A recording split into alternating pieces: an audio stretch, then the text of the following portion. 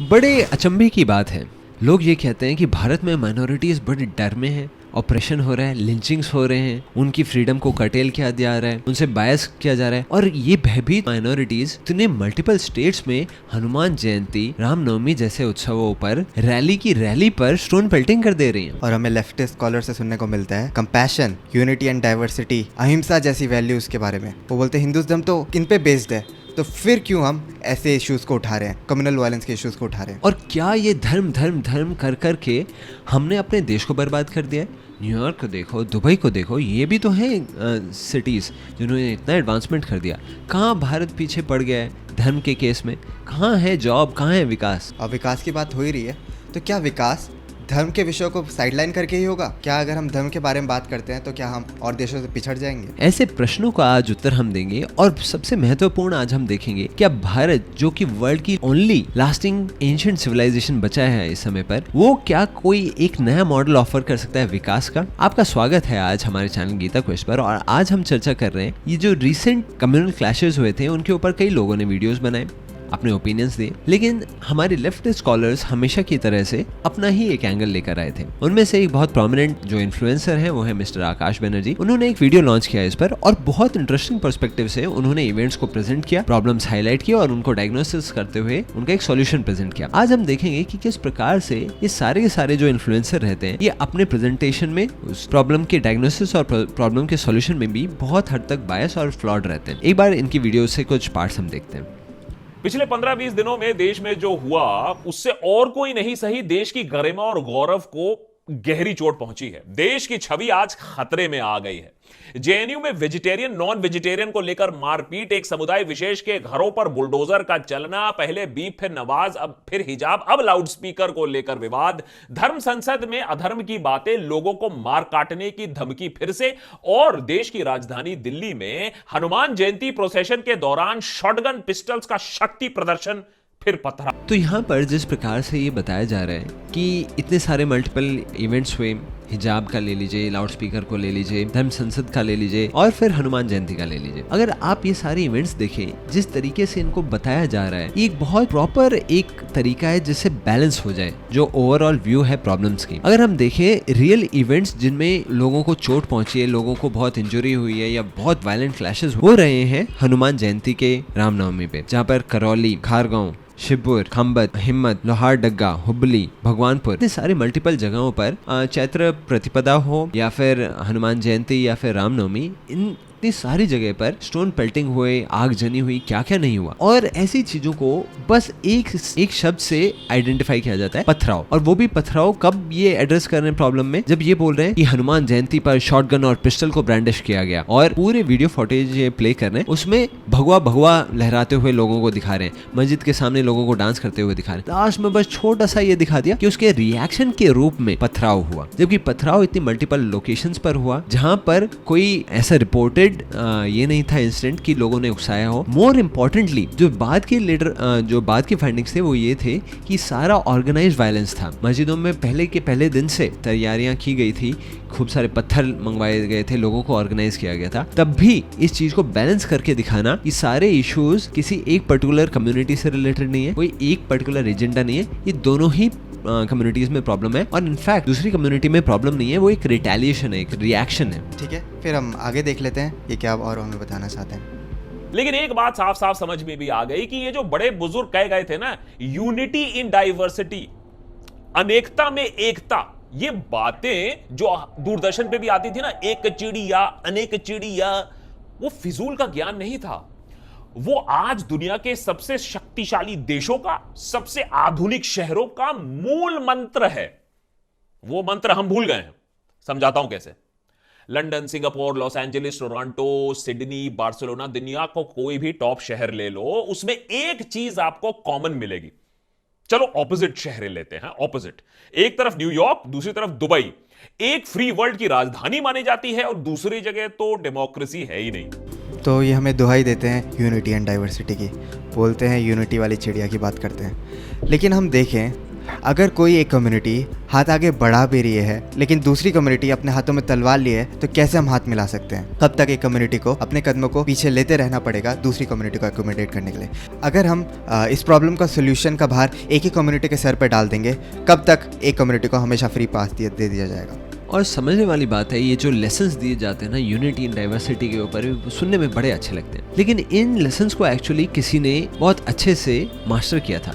और I think in lessons को master करने वाले, जिस तरीके से ये चाहते हैं हम मास्टर करें, आई थिंक उसके चैम्पियन थे गांधी जी। गांधी जी ने जो आइडियल अपने हृदय में सिंसियरली रखा था यूनिटी इन डाइवर्सिटी का, अकोमोडेट करने का इन माइनॉरिटीज़ को, वो आई थिंक पॉसिबल ही नहीं है किसी के लिए उस लेवल तक कर पाना। उन्होंने बहुत ऑनेस्ट एक्सपेक्टेशन रखी थी कि अगर हम अपने हृदय से इनको एक्सेप्ट करेंगे तो ये भी चेंज करेंगे, ये भी हमें वार्म हार्टेडली एक्सेप्ट करेंगे। इनफैक्ट गांधी जी ने खिलाफत मूवमेंट, जो कि प्योरली कम्युनल बेसिस पर थी, उस चीज़ को एक्सेप्ट किया था, उसको समर्थन दिया था। इवन उसको ये बोल दिया था कि इसको नॉन कॉपरेशन का मूवमेंट से मर्ज कर देंगे। गांधी जी ने मोपरा मैसेकर, जिसमें मुस्लिम्स ने हिंदुओं को मैसेकर कर दिया था सिर्फ उनकी रिलीजियस आइडेंटिटी की वजह से, उसको सपोर्ट तक किया था। नौखाली मैसेकर को सपोर्ट किया था उन्होंने। जब एक व्यक्ति ने एक हिंदू राइटर को प्रॉफिट के ऊपर कुछ बुक लिखने की वजह से मार दिया, गांधी जी ने उल्टा उसको सपोर्ट किया और हिंदुओं को ये बोला कि मैं कभी भी ऐसे हिंदू ऑथर को सपोर्ट नहीं कर सकता जो इस प्रकार की बुक लिखे। इनफैक्ट गांधी जी ने ये बोला था कि हमें समझना चाहिए मुस्लिम्स के ये अपने आइडियल्स हैं, वो बहुत ब्रेव लोग हैं, गॉड फियरिंग लोग हैं, और अगर मुस्लिम्स हमें मर्डर भी करना चाहते हैं, हमें मार भी देना चाहते हैं, तो हमें उनसे फिर भी हेटरेड नहीं करना चाहिए। इतना हाई आइडियल्स रखने के बाद भी गांधी जी को, जो लीडर्स थे माइनॉरिटीज़ के, वो बोलते थे कि गांधी जी एक काफिर हैं, और इस वजह से चाहे कोई भी आप मुस्लिम ले लीजिए, कितना भी बुरा हो, वो गांधी जी से फिर भी बेटर है, क्योंकि वो एक काफिर है। तो जब इतना स्ट्रॉन्ग एक रैडिकल कंसेप्शन हो रिलीजन का, इतना एक्सक्लूसिविस्टिक कंसेप्शन हो, तो ना ही वो दूसरे रिलीजन्स को एलियनेट कर देता है, पर उसी रिलीजन के मॉडरेट्स को भी एलियनेट कर देता है, उनकी आवाज़ को दबा देता है। और ये जो यूनिटी इन डाइवर्सिटी का लेसन जो पढ़ाया जाता है, ये लेसन कभी भी सक्सेसफुल नहीं हो पाएगा जब तक हम इस रियल एक प्रॉब्लम को आइडेंटिफाई और एड्रेस नहीं करते, वो है रेडिकलाइजेशन। ठीक है, फिर आगे और देखते हैं इनका सोल्यूशन क्या निकालते हैं ये। इन दोनों शहरों को मैंने पिछले 2 हफ्तों में ध्यान से देखा, ध्यान से परखा, वहां के लोगों से बात की, उन शहरों के वाइब को महसूस किया, उनके सड़कों पर काफी दिन मैंने बिताए, शहरों को जानने की कोशिश की, उनकी ईथॉस को समझने की कोशिश की। और जानते हैं इन 2 शहरों में क्या सिमिलर है? इनमें और सारे सक्सेसफुल शहरों में एक चीज सिमिलर है, यूनिटी इन डाइवर्सिटी एक अहम भूमिका निभाती है, एक एबिलिटी जहां अलग रंग, रूप, रिलीजन, एथनिसिटी, सेक्सुअलिटी, जेंडर के लोग साथ साथ शांति से जी सके, काम कर सके और विकास की तरफ बढ़ सके। दुबई को ले लो, कहा जाता है 200 देशों के लोग यहां रहते हैं, 300 भाषाएं और डायलेक्ट्स आपको यहां सुनाई देगी। 85% पॉपुलेशन ऑफ दुबई एक्सपैट्रिएट है, माने बाहर से आए हैं, और इनमें से सबसे ज्यादा हिस्सा तो एशियंस का है। इंडियंस तो भरे पड़े मिलेंगे आपको दुबई में, लेकिन वहां तो किसी शेख को खतरा नहीं लगता है, सब अपनी जिंदगी बेहतर बनाने में लगे हुए हैं, आगे बढ़ने में जुटे हुए हैं, फिजूल के झगड़े के लिए किसी के पास टाइम ही नहीं है।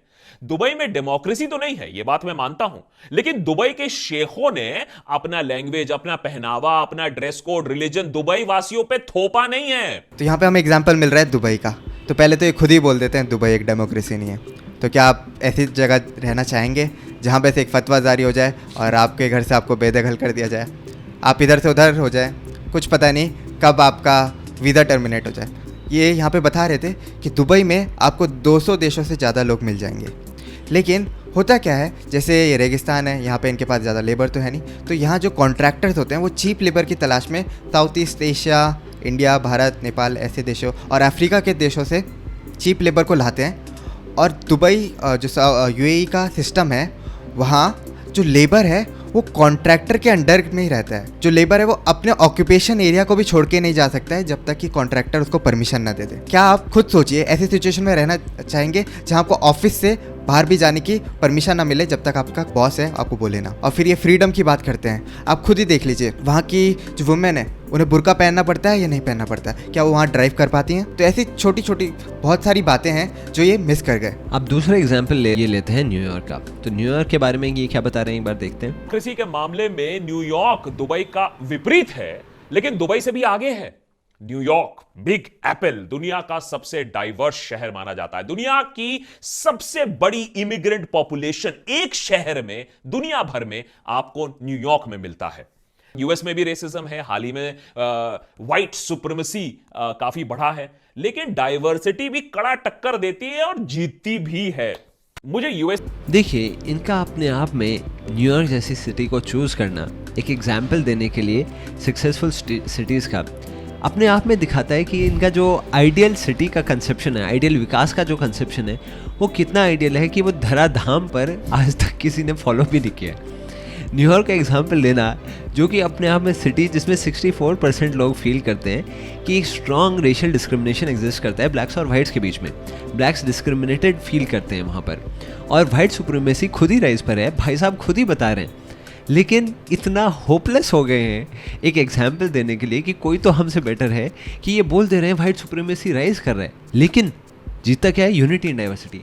हाँ, लेकिन कौन से रिसर्च पेपर ने ये बताया यूनिटी इन डाइवर्सिटी जीत रहा है जब 64% लोग डिस्क्रिमिनेटेड फील कर रहे हैं और वाइट सुप्रीमेसी राइज कर रहे हैं? ओह सॉरी, मैं भूल गया, आकाश भैया ने बोला कि यहाँ पर यूनिटी इन डाइवर्सिटी जीता है। मैं कैसे हो, सॉरी, हाँ ऑफ कोर्स इन्होंने बोल दिया तो जीता ही है वो। और भारत में पूरी शुरुआत से लेके वीडियो में एंड तक इतना डिप्रेशन मुझे फील होता है कि मैं भारतीय हूँ, सब ये छूट गया, विकास नहीं हो रहा, बेरोज़गारी हो रही है, खाने का नहीं है, पीने का नहीं है, लोग धर्म के वजह से हेटरेड कर रहे हैं, ऐसा लगता है बिल्कुल नरक में मैं जी रहा हूँ। लेकिन न्यूयॉर्क जैसे शहर के बारे में सुनता हूँ, इनके आशीर्वचनों में, तो ऐसा लगता है बिल्कुल पैराडाइस है। और चाहे वहाँ पर कुछ भी प्रॉब्लम हो, आकाश जी से आप सुनिए, एकदम उसको ब्लैक से वाइट कर देंगे। आगे देखते हैं, चलो। Safety, petrol price, inflation, jobs, इन इश्यूज को बीजेपी ने भर भर के उठाया। आज 2014 के चुनाव के 8 साल बाद देश के सामने वही चुनौतियां हैं वैसे, women safety, petrol prices, inflation, jobs. लेकिन आज इनके बारे में कोई प्रोटेस्ट नहीं कर रहा है, कोई बात नहीं कर रहा है, कोई अनशन नहीं हो रही है, कोई मीडिया डिबेट नहीं हो रहा है। सिर्फ खतरे में हैं, खत्म होने वाले हैं, मारो या मरो। कोई नहीं पूछ रहा है कि 15 लाख रुपए कहां गए, अच्छे दिन क्यों नहीं आए, विकास के बारे में बात क्यों नहीं हो रही है, $1 में 1 रुपए क्यों नहीं मिल रहा है। अब नेता टाइप लोगों को भी कितना ब्लेम करोगे। सच तो यह है कि देशवासियों को भी ये हाइपर नेशनलिज्म, ये रिलीजियस आइडेंटिटी, ये माइनॉरिटी से नफरत करने का अफीम, इसकी लत जो लग गई है, ये ऐसा न। तो ठीक है कि आकाश जी जैसे यहाँ पे बता रहे हैं, बेरोज़गारी, प्राइस हाइक, इन्फ्लेशन, ये प्रॉब्लम है, लेकिन क्या रेडिकलाइजेशन, जो बढ़ता रेडिकलाइजेशन, वो प्रॉब्लम नहीं है? क्या हम बाकी प्रॉब्लम्स पे ध्यान देके रेडिकलाइजेशन के प्रॉब्लम को खुद ब खुद सॉल्व कर देंगे? इनके लॉजिक से तो यही लगता है। ठीक है, अब इनके विकास वाली स्टोरी को भी हम देख लें। जो विकास की माला पढ़ रहे हैं, उसका सच क्या है? असली में इन जैसे लोगों के लिए जो विकास है वो एक नंबर की तरह रह गया है कि इसका जीडीपी कितना है, ये कितना पैसा कमा लेते हैं, कहाँ हमें ऊंची इमारतें देखने को मिल जाती है, इनका विकास से यही मतलब रह जाता है। ठीक है, मैं आपको एक केस स्टडी बताना चाहूँगा साउथ कोरिया का। तो जैसे आपको पता होगा 1950 के दशक में कोरियन वॉर हुआ था, तो साउथ कोरिया और नॉर्थ कोरिया दोनों ही बहुत ही डेवस्टेट हुए थे। और फिर अब हम आज देखते हैं साउथ कोरिया एक डेवलप्ड कंट्रीज़ में शुमार है, और एक एग्जाम्पल की तरह प्रेजेंट किया जाता है कैसे एक एशिया की कंट्री होके भी, जहाँ इतना डिस्ट्रक्शन हुआ था, आज इतना डेवलपमेंट हुआ है। और वहाँ के कर्मठ लोगों को एक एग्जाम्पल की तरह प्रेजेंट किया जाता है कैसे वहाँ के लोगों ने, साउथ कोरिया में इतना रिसोर्सेज नहीं था, कुछ ऐसा खास कुछ था भी नहीं, फिर भी वहाँ के लोगों ने इतना दिन रात मेहनत करके आज साउथ कोरिया को विकास की बुलंदियों तक पहुँचाया। थोड़ा सा और आज हम देखते हैं, आज साउथ कोरिया में ज़्यादातर लोग इंसोम्नियाक हैं, मतलब उन्हें रात को नींद नहीं आती है। लोग स्लीपिंग पिल ले लेके थक गए हैं, बहुत सारे लोग स्लीपिंग पिल्स के लिए एडिक्टेड हो गए हैं, और जब स्लीपिंग पिल्स लेके भी नींद नहीं आती है तो अल्कोहल को चूज़ करते हैं। और ऐसी सिचुएशन हो गई है कि कुछ एक्सीडेंट रात को इसलिए हो जा रहे हैं कि लोग अपनी नींद में चलने लगे हैं। आप क्या ऐसी सिचुएशन में रहना चाहेंगे कि आप रात को बेड पे तो गए थे लेकिन उठे आप हॉस्पिटल के बेड पे? वहाँ जो स्लीपिंग इंडस्ट्री है, जिनका जॉब है दूसरे लोगों को सुलाना, ऐसी इंडस्ट्री $1 बिलियन इंडस्ट्री बन गई है। जीडीपी में काउंट तो हो रहा होगा, लेकिन इस इंडस्ट्री की आप वैल्यू देखिए एक ह्यूमन लाइफ के लिए। क्या आप ऐसी ही कंट्री में रहना चाहेंगे? और ऐसी सिचुएशन क्यों राइज हुई? क्योंकि वहाँ के लोगों के बस दिमाग में एक केंद्र एक ही था कि हमें विकास चाहिए, एक अंधाधुन इकोनॉमिक डेवलपमेंट। और दूसरी बात हमें समझने की ये भी है, ये जो विकास का मॉडल ये बोल रहे हैं, ये बोलते तो हैं कि हम ह्यूमैनिटी एक धर्म है जिसका पालन करना चाहिए, जिसमें विश्वास रखना चाहिए। बहुत ब्रॉड माइंडेड साउंड करते हैं, लेकिन आप फ्रैंकली सोचें कि इनका ये जो विकास का मॉडल ये खुद दूसरों को ऑफर करते हैं, क्या ये विकास का मॉडल अर्थ के लिए सस्टेनेबल है, इकोलॉजिकली सस्टेनेबल है? इतने बड़े बड़े जेन्युइन साइंटिस्ट आज के समय पर रो रहे हैं, गिड़गिड़ा रहे हैं प्रैक्टिकली कि प्लीज़ हमें सुनिए आप, ये जो विकास का मॉडल है जिस पर ये डेवलप्ड कंट्रीज चल रही हैं, प्रैक्टिकली रेप कर रही हैं पूरे प्लैनेट की रिसोर्सेज को, ऑलरेडी ये सस्टेनेबल नहीं है। और ये उन सिटीज़ को हमारे लिए भी मॉडल कर रहे हैं। न्यूयॉर्क की पर कैपिटा एनर्जी कंजप्शन 50 गुनी है भारत के कंजप्शन से, और भारत भी उसी रेट पर कंजम्पशन करने लगेगा तो इस पूरे संसार की नहीं, पूरे प्लैनेट की रिसोर्सेज हमारे लिए कम पड़ जाएंगी। वास्तविकता में विकास का ये मॉडल बिल्कुल गलत है। हमें समझना पड़ेगा ऐसा विकास जो हमारे ही एग्जिस्टेंस को थ्रेटन कर दे कितना रिस्की है। आप सब ये तो समझ रहे होंगे इनकी बातों से कि धर्म से ज़्यादा महत्वपूर्ण है रोजी रोटी, हमारे पास जॉब हो, लेकिन क्या उससे ज़्यादा बेसिक खाना, पानी, हवा ये नहीं है? आज के टाइम पे ये भी थ्रेटन हो गए हैं क्योंकि ये जो लोग विकास का मॉडल ऑफर कर रहे हैं। हमें समझना पड़ेगा वर्ल्ड की only surviving ancient civilisation Bharat है, और भारत का जो इकोनॉमिक मॉडल था वो था डिसेंट्रलाइज्ड, सस्टेनेबल, सिंपल लिविंग, जो कि सनातन धर्म में टीच किया जाता था हम लोग को। संतोष नामक एक चिड़िया थी जिसके बारे में हमें बताया जाता था। सिर्फ ये यूनिटी इन डाइवर्सिटी वाली चिड़िया नहीं थी। और ये जो विकास के मॉडल पे हम सब लोगों को इनसिक्योरिटी पैदा कर देते हैं कि हमें आक्रोश करना पड़ेगा, हमें डेवलपमेंट चाहिए। वास्तविकता में मैं बताऊं आपको, सनातन धर्म एक वो धर्म है जिसकी वापस जड़ों पर आकर इस पूरी दुनिया को समझना पड़ेगा कि हमें हार्मनी के साथ, दूसरे लोगों के साथ ही नहीं, इकोलॉजी के साथ भी कैसे रहना पड़ेगा। समराइज करते हुए हमें समझना पड़ेगा कि ऐसे लोग जिस तरीके से प्रॉब्लम्स को एड्रेस करते हैं, उनको डायग्नोस करते हैं, उनका जो सॉल्यूशन बताते हैं, उनमें बहुत स्ट्रॉन्ग फ्लॉज होते हैं। आज हम देख रहे हैं पूरी दुनिया सनातन धर्म की तरफ देख रही है और हमारे देश में सनातन धर्म को दबाए जाने का प्रयास हो रहा है। और आज के समय पर जो सबसे बड़ी नीड है वो एक स्ट्रॉन्ग एजेंडा के रूप में सनातन धर्म को प्रमोट किया जाए, एक वर्ल्ड लाइफस्टाइल के रूप में।